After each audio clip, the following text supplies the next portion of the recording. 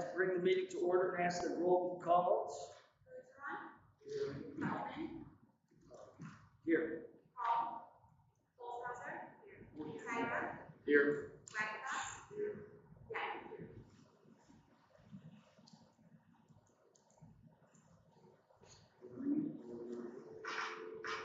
First or no?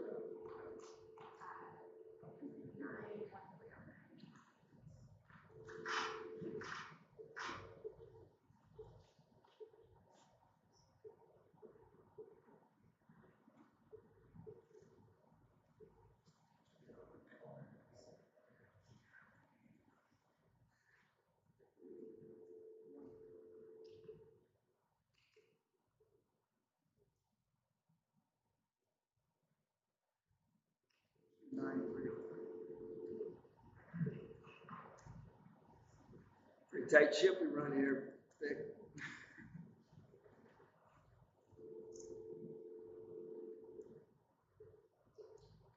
It's definitely not.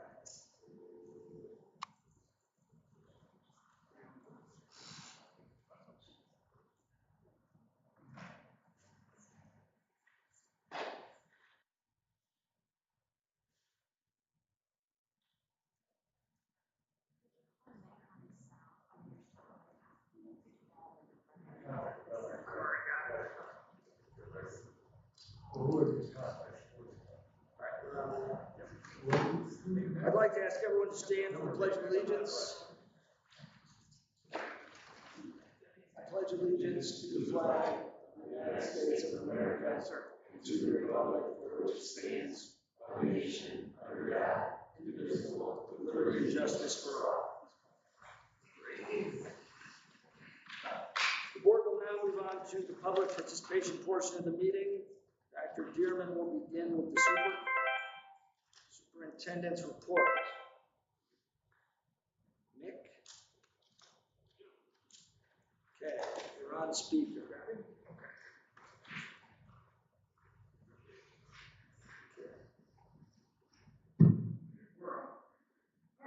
First item we have FOIA requests. We have received 6 FOIA requests since our last meeting. Mr. McKinsey has completed all of those requests. The one request that was outstanding last month is also complete. Some general information. Groundbreaking ceremony for Wilder Wake, the new Wilder Wake. I'm looking forward to the graduation groundbreaking ceremony for our new Wilder Wake School. It's going to be held this Friday, April 17th. It will begin at 11:15. There will be a live feed of the ceremony on the district's YouTube page for all those who wish to see the ceremony or are unable to attend. If you're planning on attending, please park in the back, park out of the building, and we will see you. There'll be an area set up and you'll be able to find us easily. We also have a live feed. DJ Star has a live feed cam that you can pull up and watch them do their work. And I know several of the teachers have accessed that. Interesting to share with our students. We're at that time of year, graduation. So Dunlap High School graduation will be at Branford University. We're going to be held May 17th at 12:30. The DMS promotion ceremony will take place on May 18th at 7 p.m. in Dunlap Valley on the 19th at 7 p.m. as well. Sign-up sheet was sent or shared with the board. I believe I checked today. Randy, can you confirm? I believe we had 6 board members sign up for high school last check.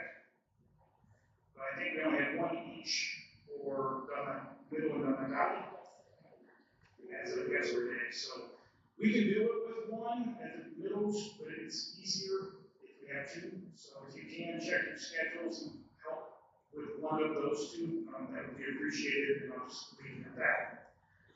And that concludes my report. Thank you. Thank you, Doctor. At this time, we'll move on to public comments. Is there anyone who wishes to address the board? If so, please raise your hand.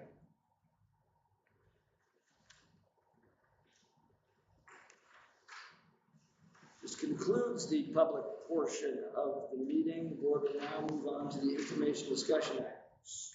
School activity reports have been included in the board packet. Is there any discussion?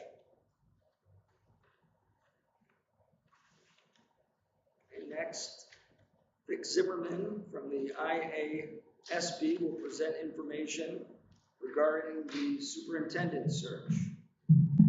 Jake, welcome. Very good, thank you very much. Good to see you.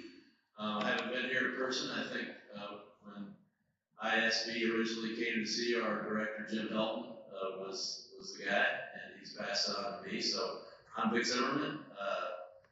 So Illinois Association of School Boards. I've been doing searches for 4 years with the School Board Association. I was a superintendent for 19 years, retired in 2022. So that's my story, that's my history. Two things we want to go through tonight. We want to go through the results of the survey that was administered to stakeholder groups throughout the district. We'll talk about that. And then the bigger piece is we want to finalize the announcement of vacancy, which will be the document that is sent out to all of the everybody in our email database of over 7,000 emails of potential superintendents in the state of Illinois, also around the country. And it's also the announcement that will be posted on our website where potential candidates will get a lot of information about Dunlap schools, which will help them decide if they want to apply for the position. So specific to the announcement of vacancy, there are some questions that I'll ask of you. I have some recommendations and some thoughts on direction I would suggest that you head toward in the announcement of vacancy. We're going to talk about those things, and Tom will get back to me in the next couple of days with how you want those listed in the finalized announcement of vacancy. So first, so you've got both of these documents in your board docs or board packet, I believe. But I'm going to talk about this one. I handed out a copy of this to everybody, so that's the first one we're going to take a look at. So we want to get to know your school district and your stakeholders as much as we possibly can, and one of the ways we do that is through a stakeholder survey. So this was out through links through email and probably on websites and those types of things. We ended up with an excellent rate of return. We had 582 completers of the survey. That means they completed all of the questions on the survey. I think we had over 800 people access the survey, but that's pretty typical. About 2/3 of the people that access the survey actually completed. So the information is broken down by different categories or stakeholder groups. So there are 7 board members that completed the survey, 13 administrators, 144 faculty and staff members, and 418 parents and community members. There's probably a little bit of overlap between those. We provide the results of the survey from each of those groups, and then the main purpose of the survey is to develop what we call an ideal candidate profile, which are the characteristics that Dunlap 323 is looking for in their next superintendent. So if you remember taking the survey, there were 15 items on the survey. It asks you to pick, as a survey taker, the 5 items that are most important to you, or are most important to the survey taker when it comes to the characteristics of the superintendent. And then we break those down into each of the categories of groups that took the survey. And then I analyze those groups by using a weighted average of the responses from the different groups to develop 6 or 7 of the ideal characteristics that were common to all groups, with the greatest weight going to the responses from board members, because at the end of the day, you're 7 elected board members, and it's your job to hire the superintendent. So that's why we put the most weight on the Board of Education responses. So as I said, 582 survey completers. I won't go through the results of every group, but because you have those in front of you, they're also up there on the screen, kind of hard to read, but you have them in front of you, and you have a copy of it as well. But you can see the format that it breaks down in. The first table there on the page after the cover are the board member responses, and then you can see the top response. The responses are ranked in order of the number of board members that selected each of those individual items. So when it comes to a consensus of the board based on the survey, the 4 most important qualities that they're looking for in their next superintendent is one who develops and works collaboratively and effectively with the Board of Education, has excellent written and verbal communication skills and is collaborative, fosters or develops with stakeholders strategic goals and a strategic plan, and fosters a professional culture of educators. So you can look through the other stakeholder groups and see each group has a slightly different take on what they're looking for in the superintendent, and you can see that as you read through the results of the survey. Also included in the survey after the 15 ideal characteristics are several open-ended questions asking about what are your thoughts on the requirements for the position of superintendent in Dunlap 323. Do you think it's important for the individual to have previous experience as a teacher, to have previous experience as a principal, to have previous experience as a district or central office administrator, previous experience as a superintendent, and it's important for the superintendent to reside in the district. So you can see the results of those also in regard to the Board of Education. So those are there to assist the board in making some final decisions on the criteria and the requirements for the next superintendent that we're going to put in the announcement of vacancy. If you go to the second to last page of the document, this is a weighted look at the 4 different stakeholder groups based on the top 5 most important characteristics that each group selected. And out of those that weighted group, you can see on the far right there with the X are my recommendations for the characteristics that we include in the announcement of vacancy. Those would be develops and works collaboratively and effectively with the board, excellent written and verbal communication skills, develops with stakeholders, district goals, and a strategic plan, has financial and budget expertise, ensures an inclusive and safe school environment, and fosters a professional culture for educators. So based on the survey, that's what the survey tells me that we should include in the announcement of vacancy for ideal characteristics. When it's all said and done, this is your district, this is your search. So board, if there's one of those that you don't want in there, we can certainly take it out. If there are other ones that you want to include in there, we can certainly include them in there.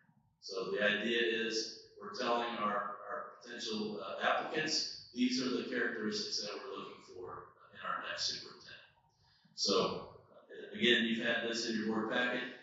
When you get a chance to look at it closer, if there are any modifications from the 6 that I'm recommending, let me know probably by end of the day Friday, and we'll get those updated for you. In regard to the other questions related to criteria or experiences that you want your next superintendent to bring in, previous experience as a teacher, that's pretty typical. As a yes, we want that. Previous experience as a principal or district level administrator, yes, that's pretty common to include that. Previous experience as a superintendent. So some groups would say yes, some groups would say no.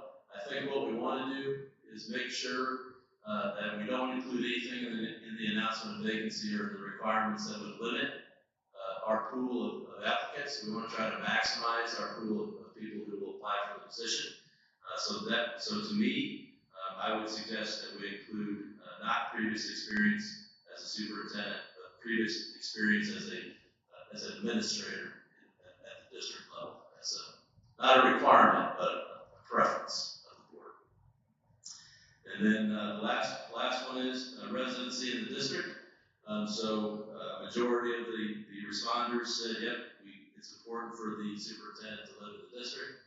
I'm going to recommend again, when we look at the idea of trying to maximize our pool of applicants, that we may not want to say that residency is required in the district.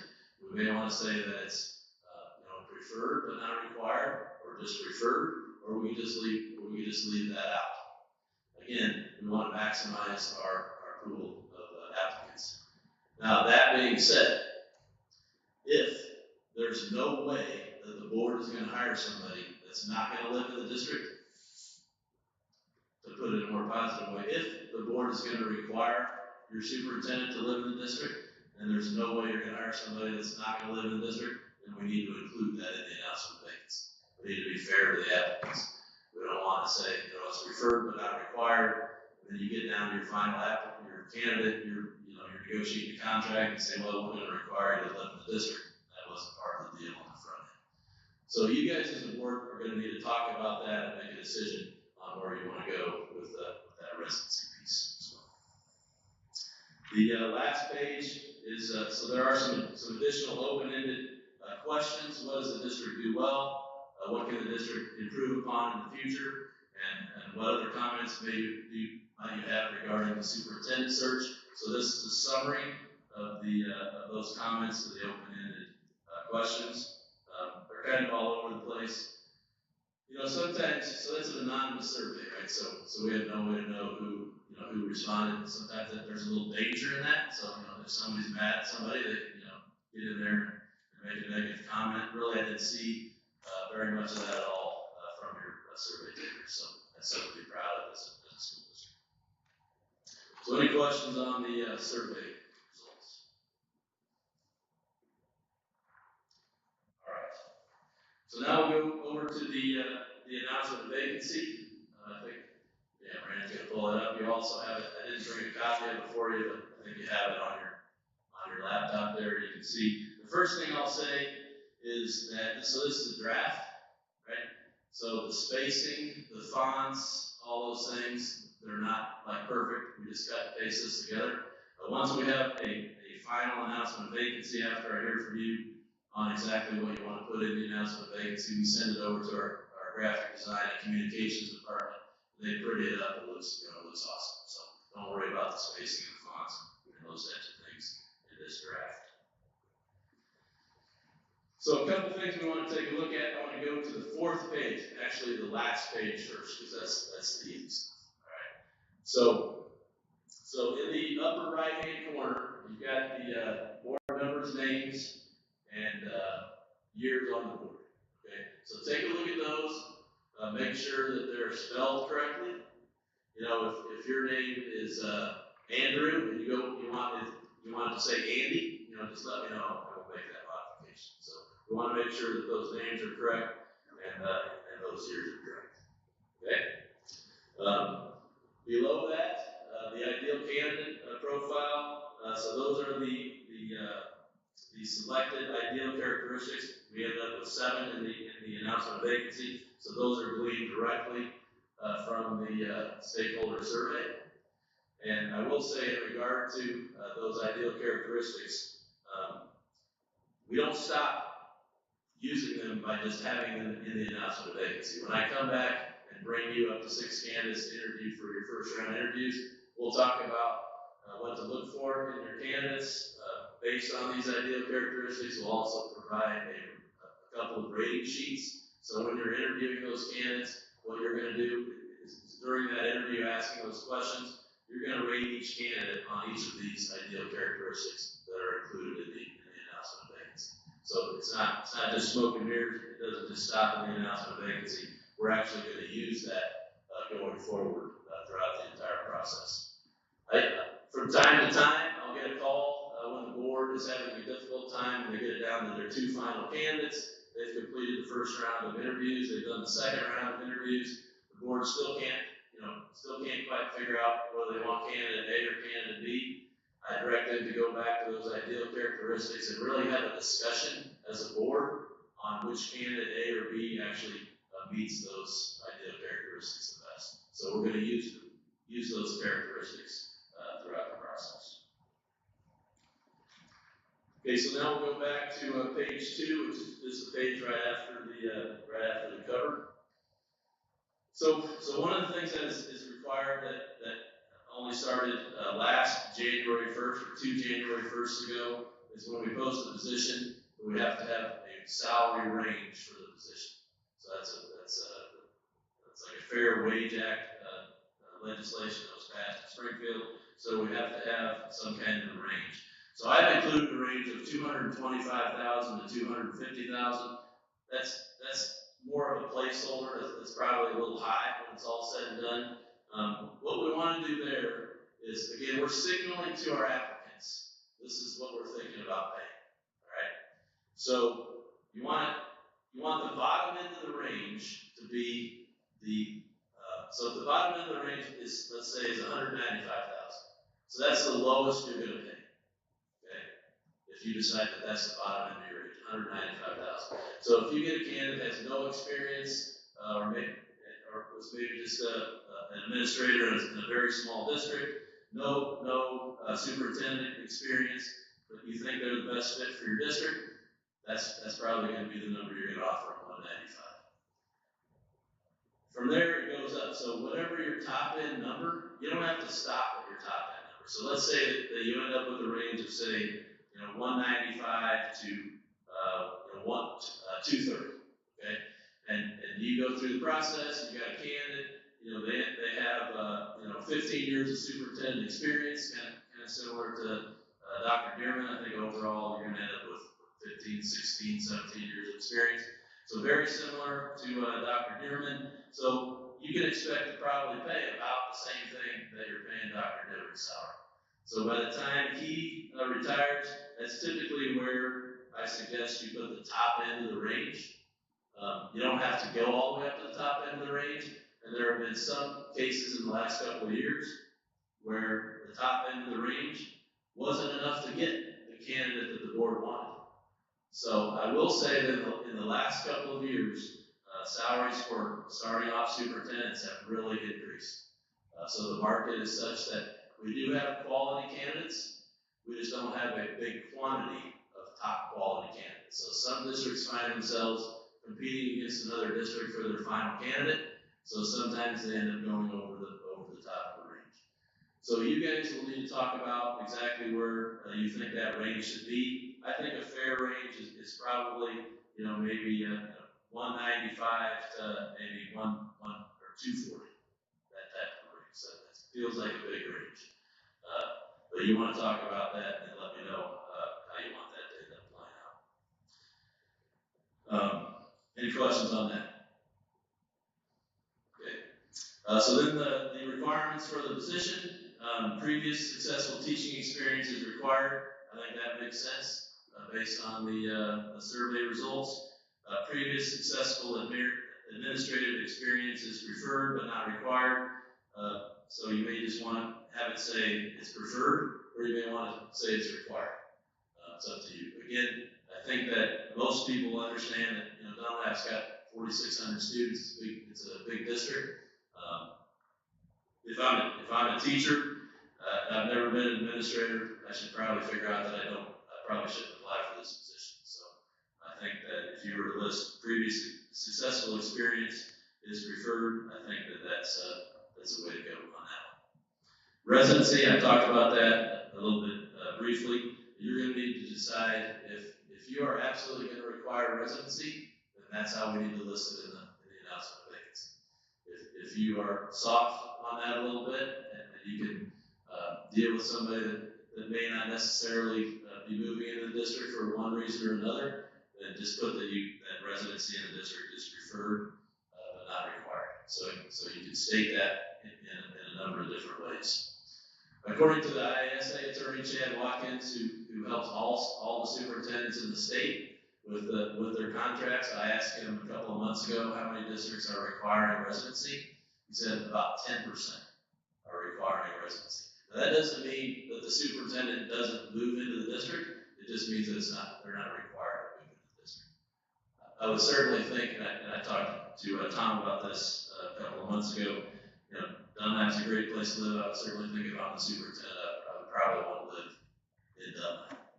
But, if you have a little flexibility, let's say that, that your final number one candidate lives on a family farm just outside of Princeville, which is very close to Dunlap, but it's not in your district, right? So do you want to eliminate that person just because you're going to require them to live in the district? They're living on a family farm, so you need to kind of think about how you want that to play out. And then the timeline. So we will post the position and send it out to all of our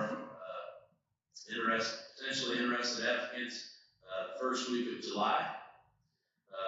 The position will be open until September 21st. So it'll close on September 21st. Then at that point, myself and two of the other consultants will do a screening of all the applicants, and we'll decide which ones would best fit with the Dunlap 323 based on your ideal characteristics. We will take those candidates to the next stage. The next stage would be a Zoom screening interview, so that would be with myself and two of the other consultants. We'll go through the Zoom screening, and then once we get through the Zoom screening, we'll pick what we believe are the top 6 candidates to bring to you to interview for first round. Okay. Yeah. Just curious, how many applicants would you get in that first round? Let me guess, 140? Yeah. So I'm expecting 25 to 35 applicants for this position. So that seems like maybe it's a little bit low, but if I'm a board member, I'm thinking, man, I was expecting you threw out 100, maybe it's a possibility. Maybe we get 100, I don't know. But it's a big job. Not everybody's going to apply for this job because they know it's a big job. They know that it's probably not for them. So I would expect legitimately 25 to 35 applicants. I will tell you this. So on July 1st, that's when the superintendents turn over. There'll be 100 districts in the state, about 100 districts in the state who have a different superintendent starting on July 1st. This July and then next July. That's been the average over the last 7 or 8 years. Out of those 100 districts, 75 of those superintendents have no superintendent experience. So 75% of the superintendents that are hired are first-year students. That's how it's been over the last 7 or 8 years. I don't necessarily expect you to get somebody as a first-year student, but you certainly may. And there's certainly nothing wrong with somebody who doesn't have any superintendent experience. You know, if you get some candidates who are in some bigger districts, maybe some assistant soups who haven't been soups, they've been pretty close to the soup chair, but they haven't had the soup chair, that's perfectly fine. And the IASA, the Superintendents Association, does a great job of supporting our first, second, third-year superintendents. So they almost have to want to fail to fail. Okay. So again, when you're thinking about who you're going to end up with as your final candidates, 75% chance that they may not have any superintendent experience, and that's okay. What questions do we have? You said, yeah, for the residency requirement, you said there's only about 10% that are required to live in the district. Yep. Do you ever have it where they have to live in the county, the schools in, or? So we've had some postings where they have to live within 20 miles of the district, or I mean, you could do a county, that would be fine. I mean, you could list it however you want. If you wanted to say Peoria County, that would be fine, or within one county of your current county, that type of thing.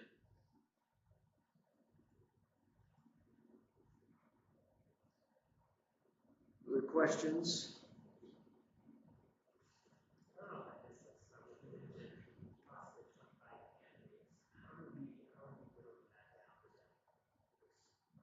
Yes, so we go through the applications, the consultants, and then we do a paper screen, read through all their applications, and then we take them to the next step, which is a Zoom screen with the consultants, and we will bring you the top 6 candidates.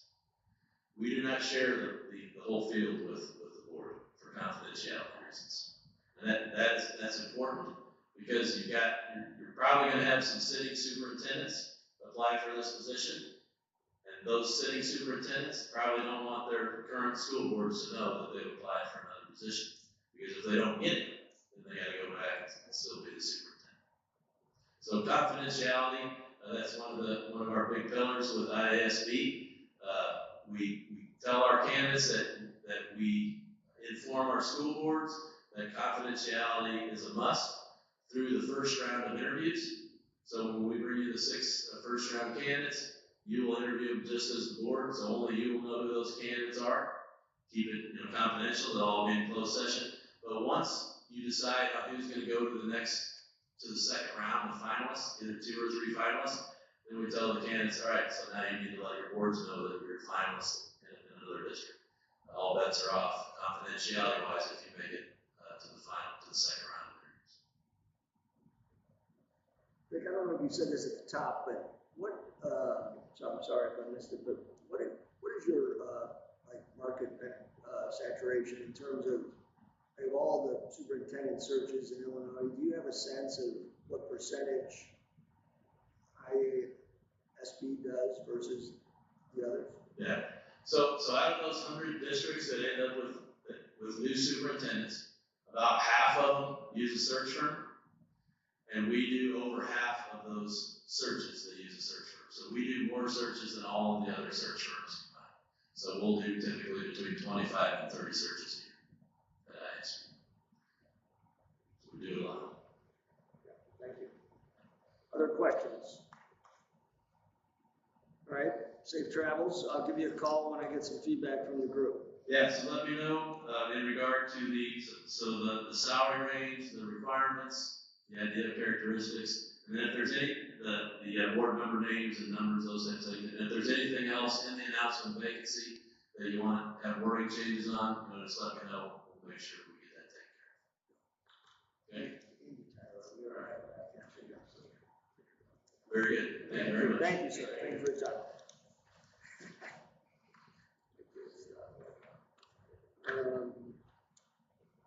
Okay, information regarding the OSF athletic training agreement has been included in the board packet.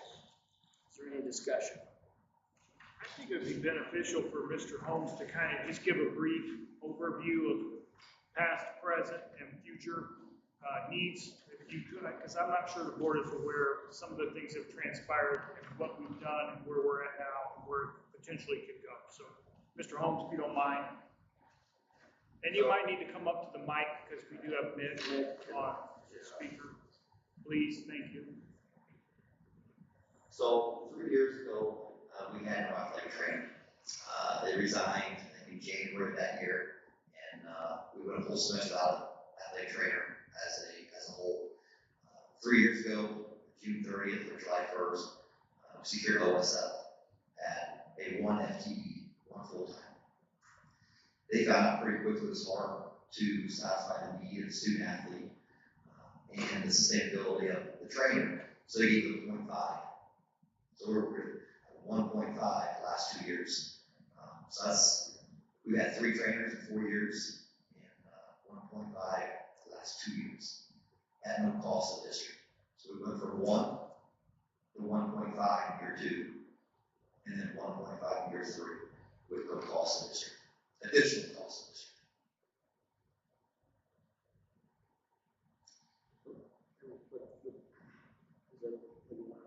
Just some district.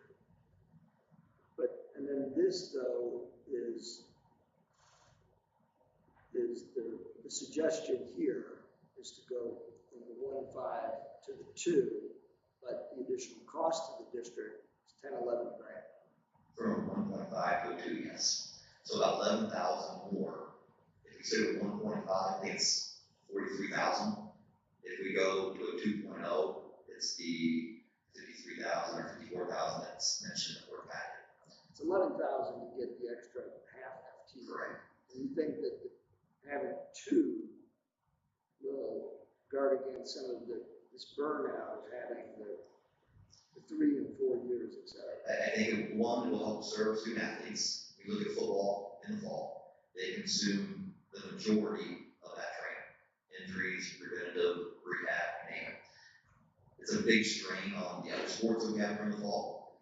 Winter isn't as bad because during the winter, those 4 sports are centrally located. You have the pool, the gym, the wrestling area. So one person can, in many cases, control that. Then you get to the spring and you're spread out again. You got girls soccer at Valley. You got stadium. You have baseball fields, softball fields, track, then boys and girls lacrosse. So those fall and spring sports are the ones that have most stress on that trainer. 1.5, you might make that work. The problem with 1.5 is we're sharing that 1.5 with somebody else. Brentsville, Fremont, they locate those 0.5 where that need might be. meaning you cover the sports, the soccer game at the same time as the volleyball game. But you're still not giving that trainer any additional time off. It's 6 days a week. It's 2 to about 9. 2 in the afternoon they show up, they leave at 9 or 10. They're odd hours, they're evening hours. So the quality of student athletes that we're trying to support, but also sustainability of that athletic trainer.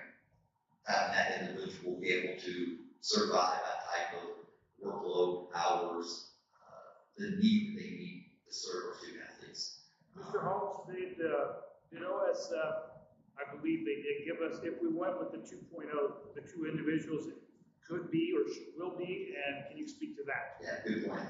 So right now we have an individual who's at Bradley for a number of years. He's done pro sports, he's done collegiate level. He's phenomenal. He's doing a great job. The other individual is a former trainer we had who owned Elite Recovery, who a lot of our families go to, who have confidence in, who they said their student athletes are her daily. And OSF has secured her as a second trainer that they provide us.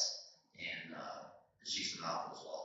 So 2 that we would be getting are experienced. They know what they're walking into. They know the time constraints. They know the workload. They know the understanding, and they know our student athletes.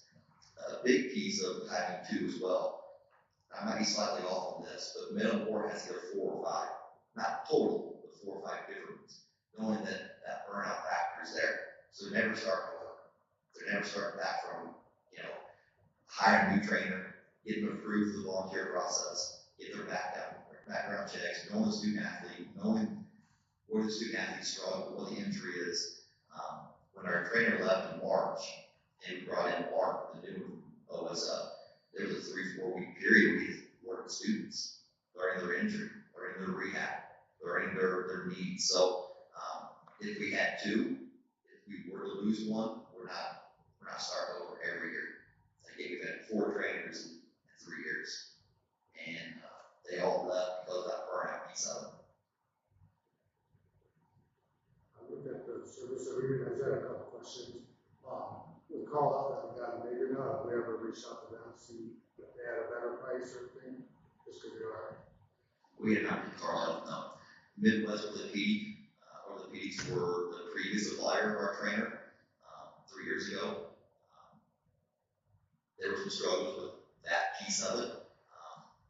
Bringing a trainer in, working with the school. I wasn't here during that piece of it, but I know there was some friction. And OSF took on the contract in 2023, July 1, 2023.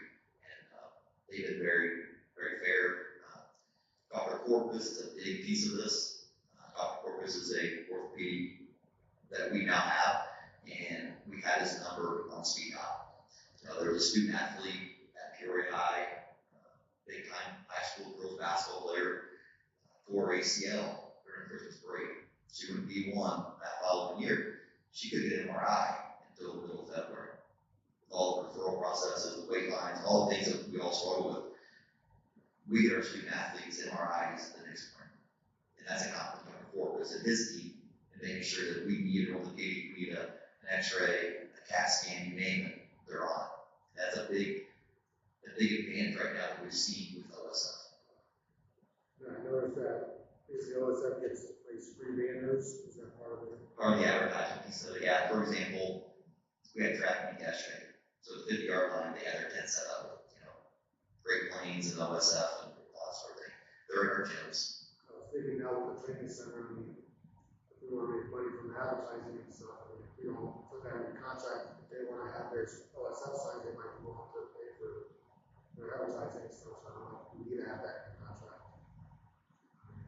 So if you want to talk about that. We're going to have it anyway. And then the last thing, just I noticed that do you know if there's any background check requirements that the school requires on these trainers? Yeah, they go through the volunteer piece of it. So the background check, everything that a volunteer teacher would do, they go through as well. Now OSF had some prior to us, then we got them on back end as well. Thank you. Just briefly, so you said 4 years ago you had 0. 3 years ago you had no trainer. Right. So I got some So 2023 from I think it was January until June 30th, we were just plugging in. You've always had trainers, but Right, there was a 6-month respite when they were, when they had walked out, but there's always been a trainer per se. I was, the trainer was something with the school. Yeah, in recent memory history, this century, we've had trainers. I think you need to raise some fees if you're gonna keep spending more money. Okay? Any other questions or comments for Dr. Holmes? Okay, not very sorry.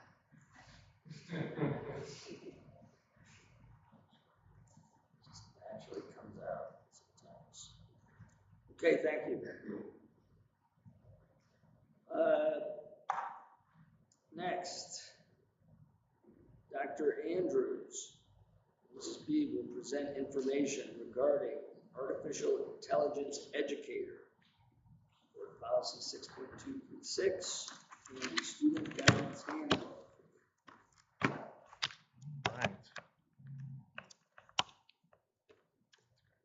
We're good. No, it's fine. We're good, thank you. All right. So we are excited to share with you the work that we've been engaging in over the course of the school year. It was backwards design that we be here tonight at the April board meeting to present this to you. So we're excited to show you what we've done. But before we go into it, because we're going to go into an overview of some of the nitty gritty, because we were as comprehensive as we possibly could be when developing what educator and student guidance would look like for AI in the district. What you're approving is the policy that's on the slide here. It's linked. It's the proposed board policy 6236, which is heavily modeled from the NEA model policy for artificial intelligence consideration and implementation in a school district. We're not going to go over that verbatim, but we are going to touch on a few of those. So hopefully by the end of this, you'll have an idea of what that policy looks like and what the guidance for students and educators looks like as well. If you were to take a look at board policy 6235, and look back in your board history from earlier this year, you did approve some updated language to an existing policy or access to electronic networks that included some information about what it was that a district would need to do as it relates to AI implementation within the school district. So you can see items 1, 2, 4, and 5 are items that we are covering through policy, really the actual practical guidance about how AI will be used within the district. So we're calling that our educator and student guidance handbook. And then number 3, which is ensuring that AI enabled tools comply with state and federal law. That's where our Dunlap DPAs come into play. So again, our initiative timeline and compliance review for this year to make sure that we are, again, setting the stage for the implementation of AI. So currently, the state of Illinois is finalizing their implementation guidance that they're going to provide school districts here, likely this summer, probably at the start of it. Other state education agencies, other states have released their guidance documents to their states, their state school districts, as well as other entities such as Common Sense Media that have toolkits for how districts go about that process. They're all very much similar if you look at the root of them. I very much anticipate Illinois as being the same. So we're a little ahead of the game here. But as the policy or your laws are going to inform what that guidance will look like, we've just made sure we've checked all those things, which is kind of how we've organized the presentation here tonight. So a little bit ahead of the game. But this school year, for all of our SIP days and our full institute that's dedicated to professional development, has been focusing on AI either entirely or a good portion of it so that we could be here. So for our school improvement afternoons, so our half days, half student attendance days, for both secondary staff members and elementary, because we see at the district level, we trade off with buildings, and we see elementary teachers for one school improvement afternoon, and then the other times we see secondary, so middle and high school teachers. So in the fall, we had engaged in professional development about how AI could be used with what we call, for our evaluation purposes, the offstage domains, trying to relate how this professional learning could be complemented and used for evaluation purposes and how they can see the impact on their pedagogy, their craft.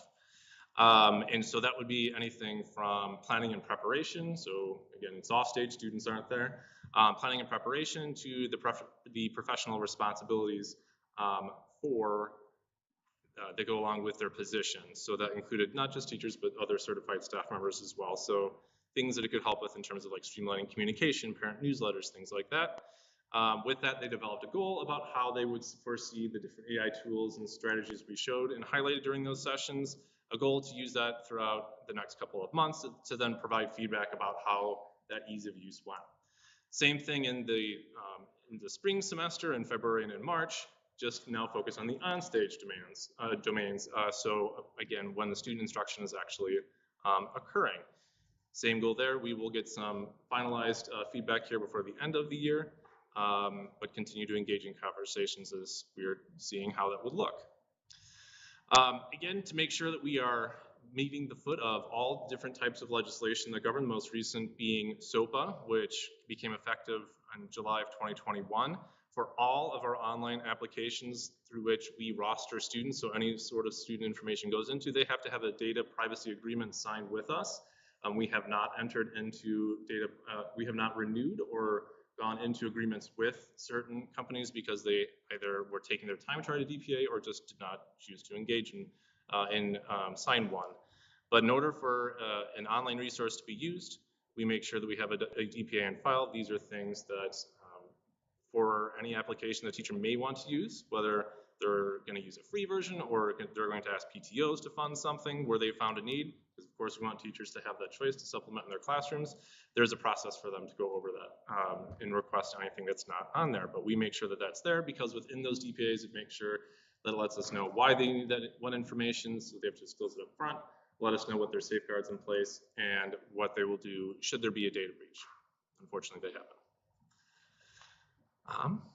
Next, highlighting stakeholder feedback. Leslie. All right, the development of our AI policy and guidance was a year-long journey rooted in collaboration with multiple checkpoints from our Dunlap educators. This process ensured that the final guidance is reflective of Dunlap elementary and secondary classrooms' needs. Beginning in the fall, at our SIP days, the first step was establishing a baseline where staff stood regarding AI.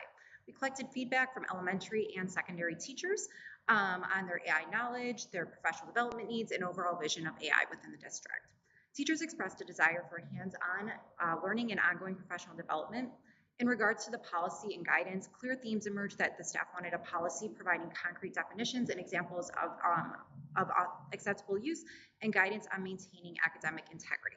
Once we understood the staff's needs, we reviewed published policies from other districts to help to serve as models when crafting our own. This work with our curriculum councils focused on IDing common language in terms of around academic integrity and safety protocols. Curriculum Council also provided feedback on this initial draft before we took it to the stakeholders at large. The final step involved bringing this initial version back to staff to see if it resonated with teachers. They were encouraged to provide feedback to ensure this policy is a resource teachers have vetted and refined to meet Dunlap's needs. We also held 2 informational nights titled Community Conversations, one for parents and families of elementary students, one for parents and families of secondary students, to ensure this vision of AI aligned to Dunlap families.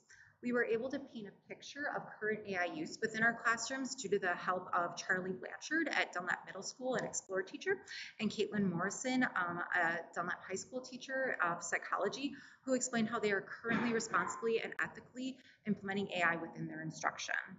To make sure that we reached stakeholders who were not able to attend, we also emailed the draft, the presentation, and asked for feedback as another opportunity to provide input. When looking at feedback, there were common themes that emerged, as you can see listed on the left. These themes included common language across grade levels, schools, and content areas. Teachers were very concerned about having critical thinking still being at the forefront of the education we're providing in Dunlap. There was also a theme of wanting instructional guidance and consistency. So what is the expectation of AI use within classrooms? And then, of course, how do we build transparency and citation methods within our students? All right. So within the proposed policy, whenever we are, of course, doing anything, we want to make sure that whenever possible, we are tying things to our mission and vision, right? We had stakeholders that convened, came together, and talked about what it was that we envisioned our district to be.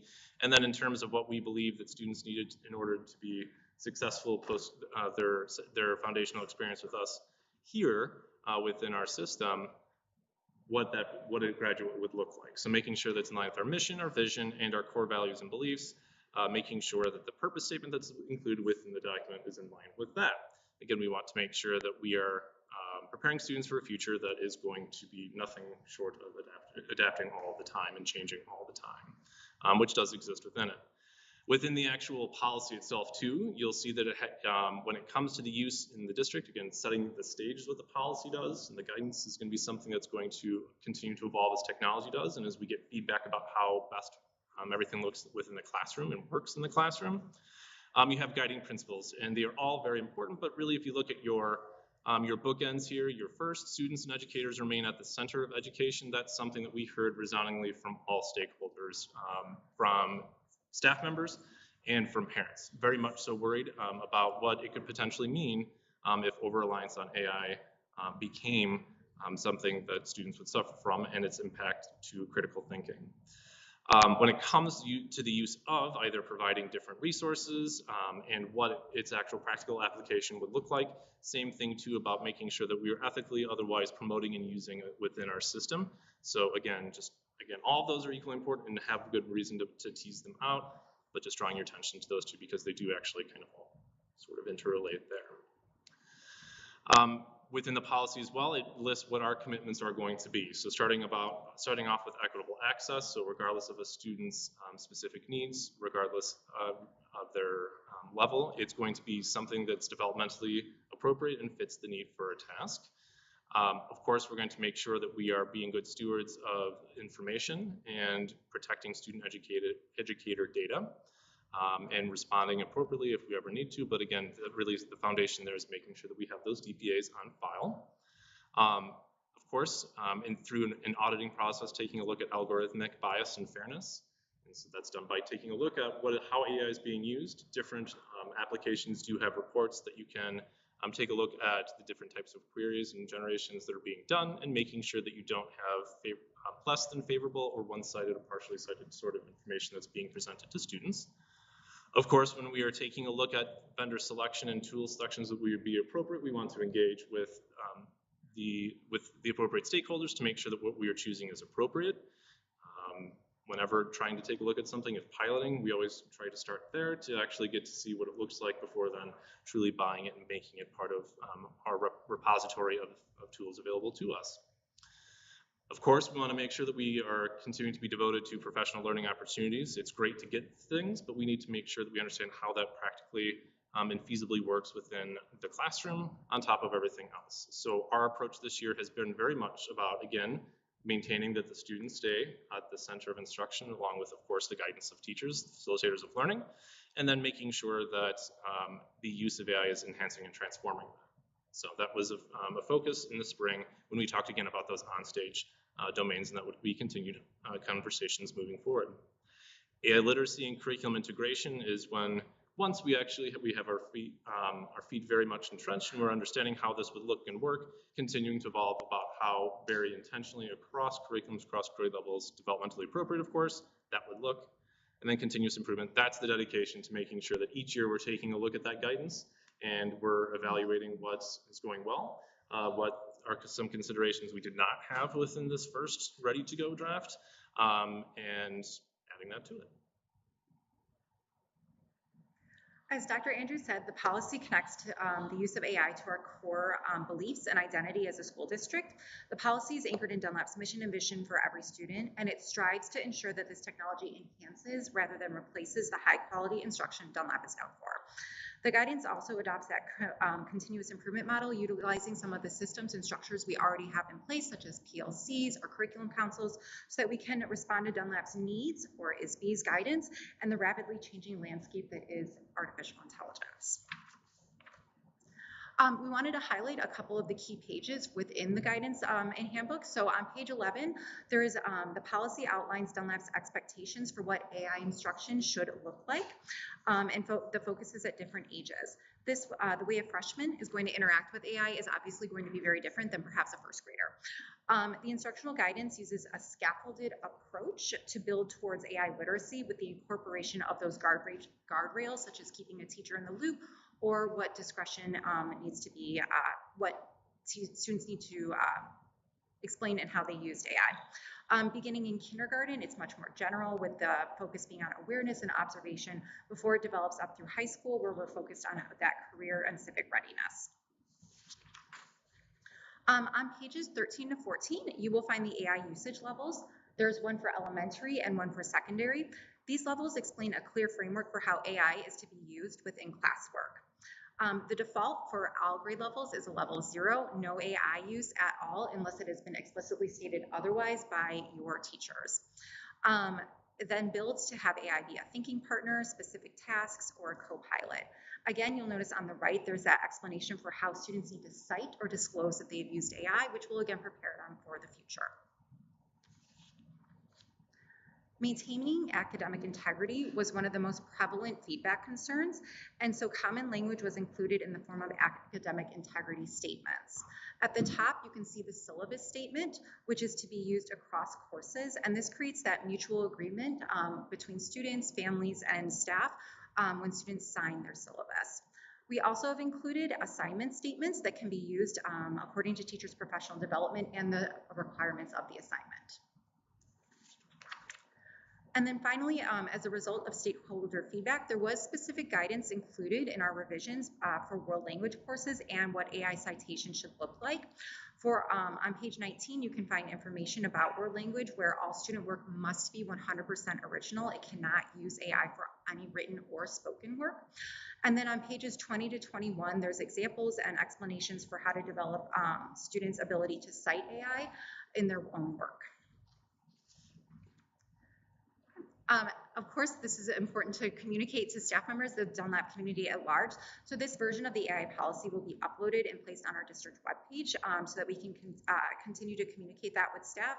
And as it's updated based on, as we said, ISB guidance or what changes in the AI landscape, we will continue to update the version. What questions may you guys have? I have a couple. Sure. There's two community forums. Yes. What was the attendance like? I would say that attendance was not perhaps. Not as much. Were there 10 people? Secondary was more well attended than elementary. I would say there were probably about 20-ish. Secondary, elementary was maybe around 10 to 15. However, when we did email the form out, we got more stakeholder feedback. So once we were able to push that out in another way, we were able to get some of that extra input into how we can shape our policy. That's going to be my second question about the feedback. As you mentioned on that next slide, you got feedback. Those are the common themes and stuff you went through. Those are just all email responses back to you, basically? Or Google form collected the survey, collected all the feedback. Yeah. And then towards the end here, did I hear you say that kids are referencing, call them kids, students,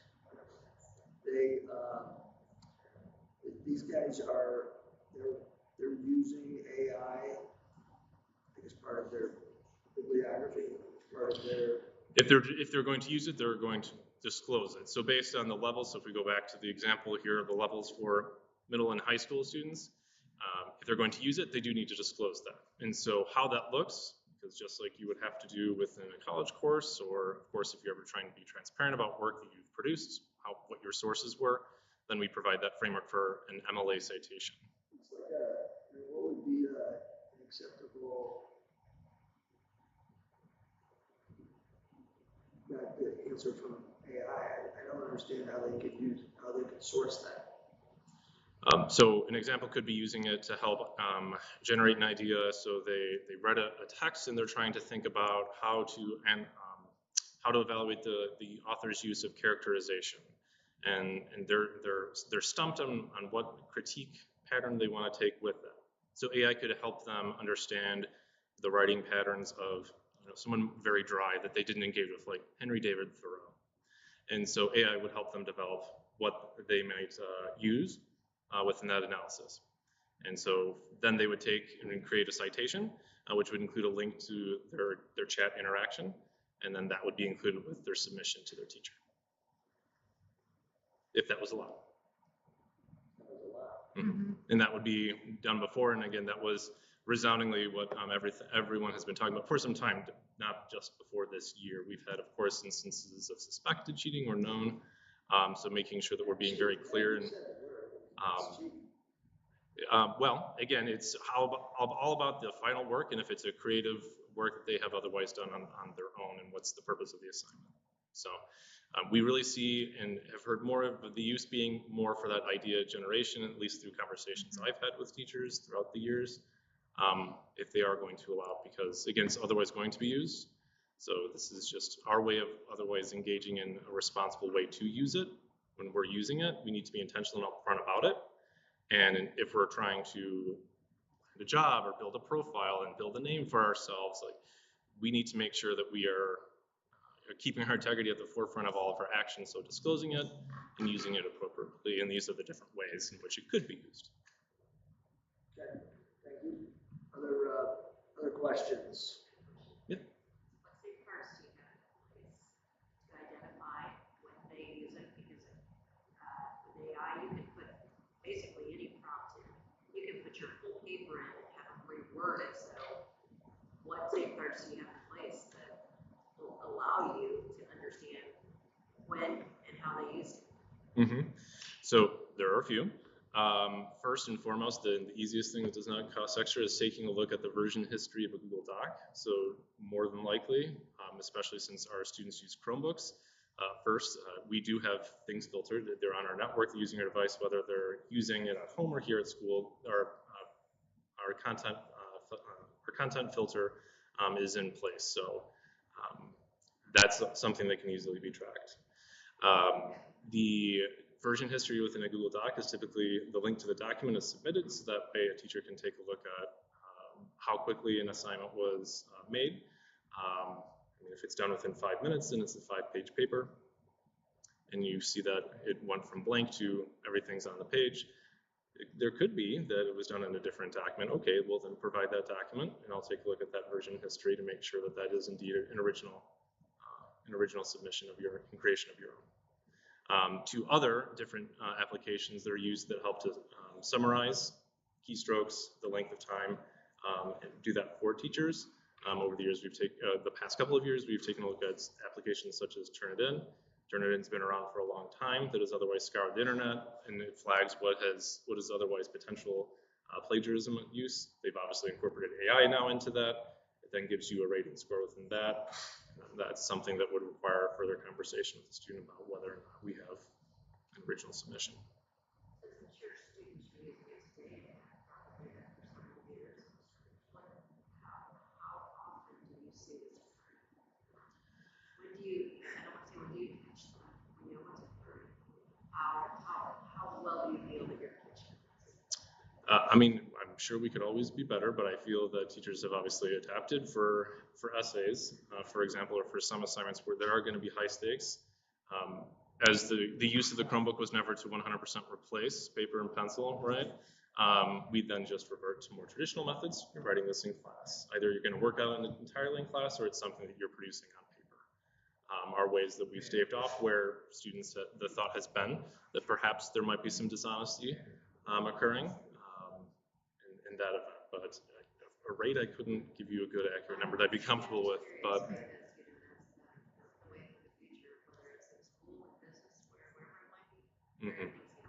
I do know that it does happen, and teachers, of course, go and investigate and just ask for things like I had said, the access to the Google Docs so they can take a look at version history, things like that, if there is that suspicion. They absolutely could. Put a prompt in there and then just, we have very smart students.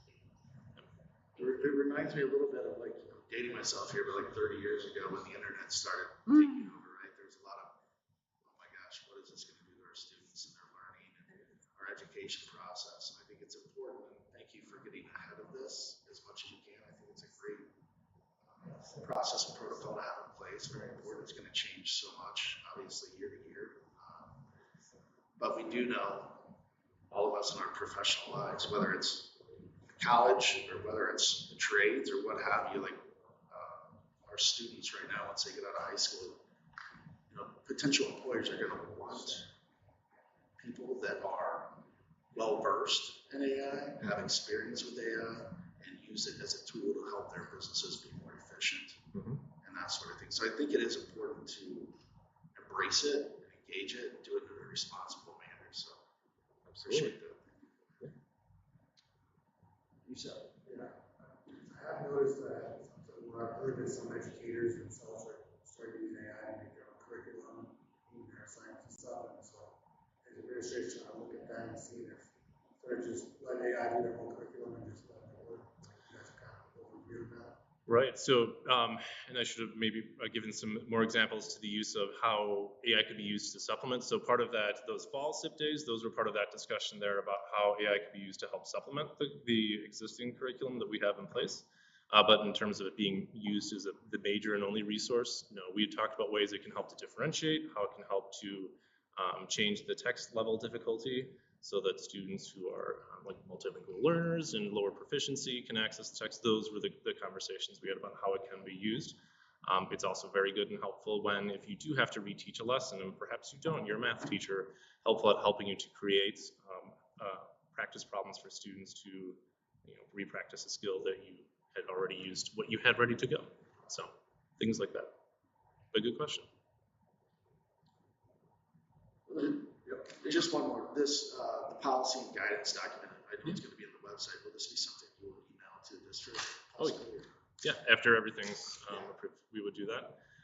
Again, resoundingly, not having a whole lot of safeguards in place and very strong language out there about how, what the expectation is. I think we all know that academic honesty, that's been in our handbook for forever. But this is something that's been out there that has been desired by teachers. So if we, of course, want to be transparent with parents as well.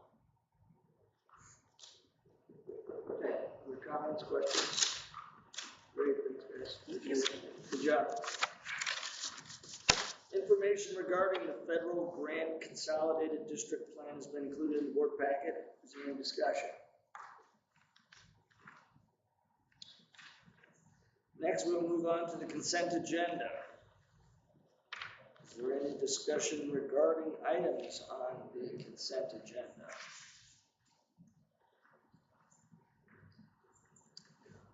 Could I have a motion to approve the consent agenda? I move to approve the consent agenda. Andrew, is there a second?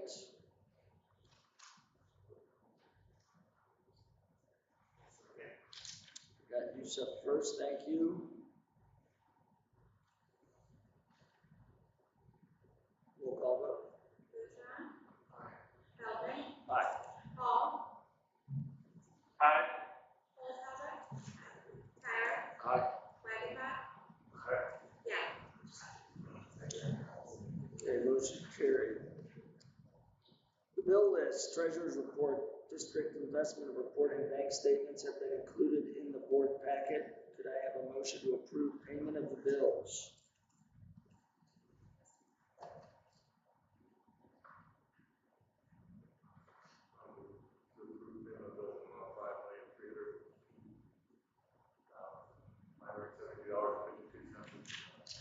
Sam, is there a second?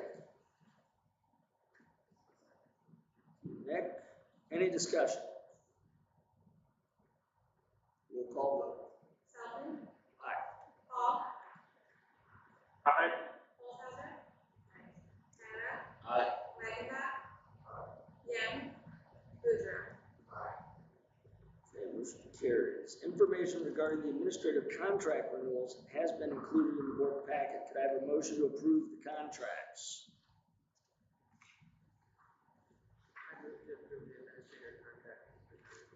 Nick, is there a second? Second. Andrew, any discussion? Roll call vote. Hall, Aye. Olshauser, Tyler, Aye. Wagenbach, Yen, Boudreaux, Feldman. Aye. Okay,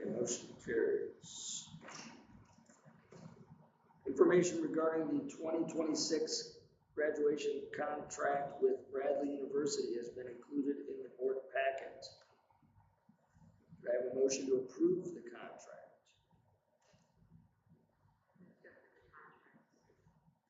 Teresa, is there a second? My second. Andrew, is there any discussion?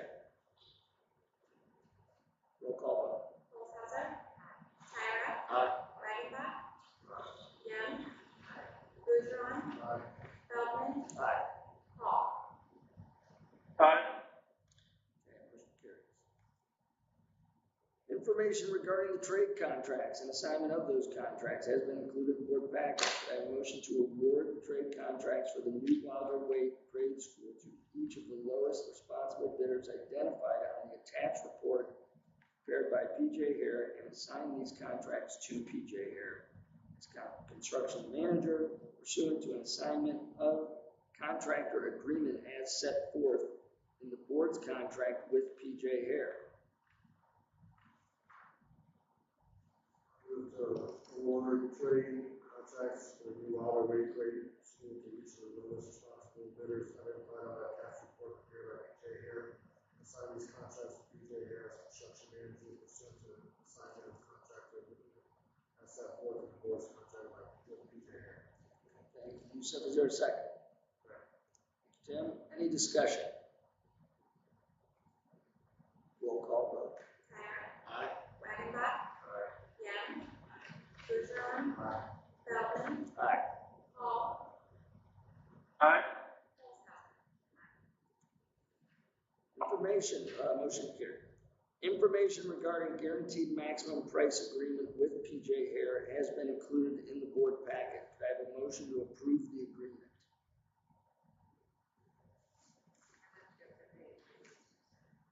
Thank you, Teresa. Is there a second? Nick, any discussion? Roll call vote. Wagenbach. Young. Bergeron. Aye. Feldman. Aye. Hall. Aye. Olszewski. Tyra. Aye. Okay, motion carried. Information regarding the resolutions to intervene in property tax appeals has been included in the board packet. Could I have a motion to approve the resolutions? I move to approve the resolutions as presented. Andrew, is there a second? Thank you, Seth. Any discussion? These are just now coming, I'm assuming, because of the potential assessment increase. How many do we expect? How many, what type of dollar effects are these spots? Mike? I don't know that off the top of my head. I can find it out. It's just a standard thing we do whenever we're looking at the possibility of. Let's come forward here a minute, Mike.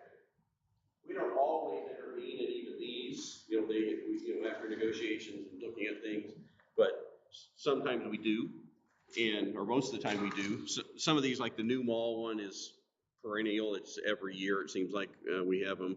The other ones, like the Francis House, hadn't even heard of that. I had to look that one up. So, but yeah, we do this as routine, and then I talk to the attorneys, and we look at the numbers and decide what we're going to do. Sometimes we do appraisals. Most of the time we don't. If it just depends on how far they want to push it too. So.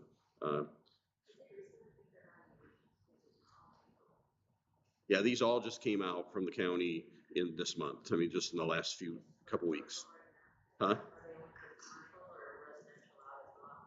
These are all commercial, but yeah, if anybody did a residential that was $100,000 or more, we would be informed, and then we. I guess that they've been notified.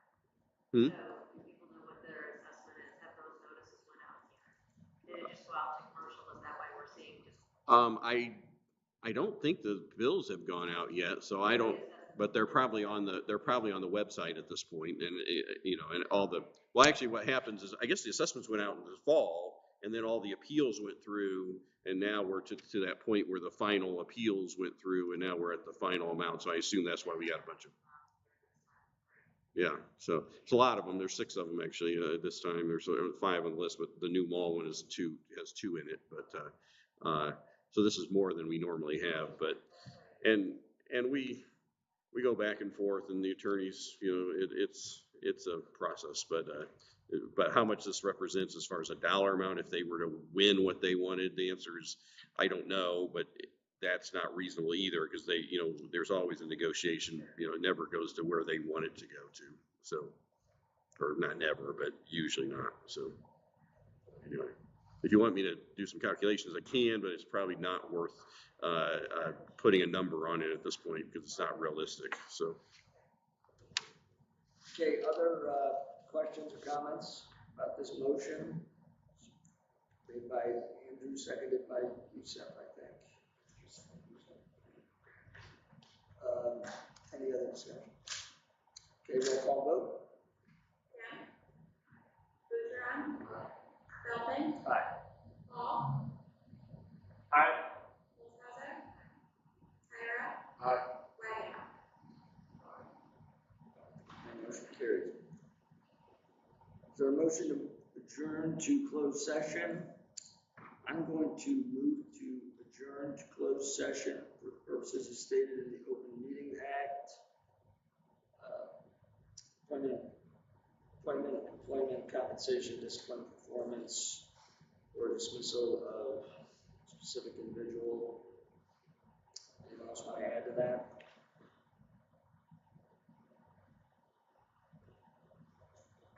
Anything else off that list or anything else comes to mind? Okay, is there a second to my motion? A second. Thank you. Andrew, all those in favor say aye. Aye. Those opposed, nay. Motion carries and the time is 7:17. Admit, we won't have this phone in closed session, so Tom's gonna call you on the cell. All right, thanks.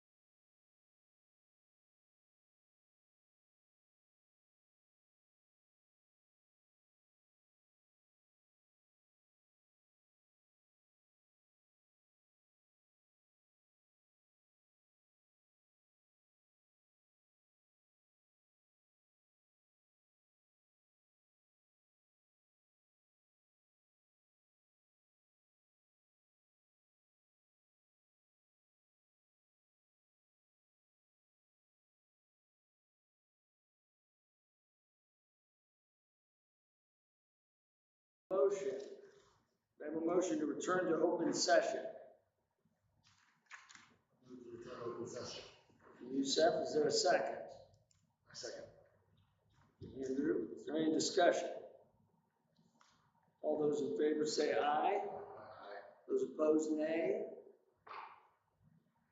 Motion carries 7:59. Could I have a motion to approve the human resources consent agenda? Thank you, Tim. Is there a second? I second. Andrew, is there any discussion? Roll call vote. Bergeron, Aye. Feldman, Aye. Hall, Olshauser, Tyra, Aye. Hackenbach, yeah. Is there a motion? Motion carries. Is there a motion to adjourn?